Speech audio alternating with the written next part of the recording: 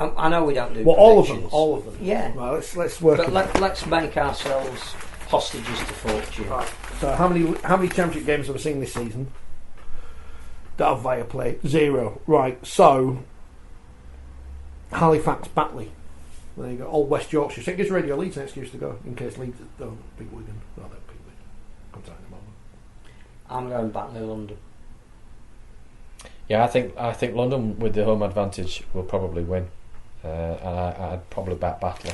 But I think Boy from Dewsbury backs Batley, shock. Oh, it doesn't matter. I know. Yeah, no. From your point of view, I'd quite like to see Batley there because of them never having played at Wembley. But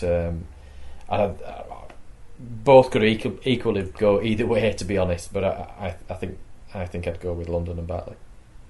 Leeds should beat Wigan because they did the other week in the women's semi-finals. Who do we upset? Because York always upset York. I think York will beat St Helens. Yeah. Scratch handicap with the bookmakers, which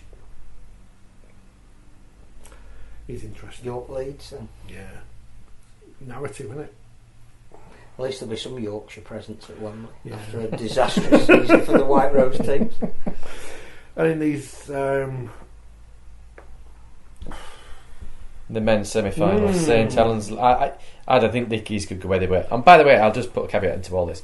As somebody that's retired from refereeing, as with any retired player, in the first 12 months of retirement, you're not allowed to bet. No. So there's no bets being placed here, by the way. But I think, given St Helens' dominance, you'd have to back St Helens. That's a couple of big misses, though, without Rugby, if they get Makinson back, maybe then. Yeah, but honestly, it would not surprise me if Lee win. No, it would not surprise me. Either game could go either way, and I think again Wigan, you'd probably. I don't know. With their experience, having seen Hull KR this Friday in adversity, I wouldn't rule them out. No, I can't call either of them. They've got Germans now. We can't go right off the Germans. Can't go off St Helens. I can't call either of them. I honestly can't.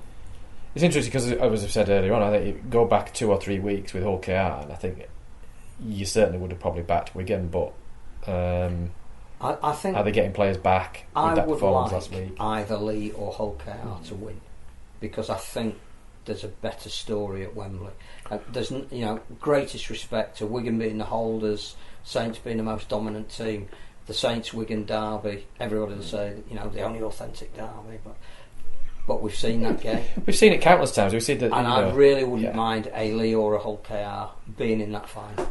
Or Lee against Hull KR. That would be the ideal one because, as we saw with Hull KR in 2015, they'll go in with Cass a couple of times. Yeah, might freeze on the bigger game. I don't know whether they can both pull it off. I suspect one of them can, but I don't know which one. I've only mentioned gambling because I need to get up the charts in Australia and they love it, don't they? So I think of the two, I would suggest Lee would have a greater chance. But I don't know. That's saying a lot, isn't it? To potentially write off St Helens. Honestly, I think they're two great semi-finals. They are.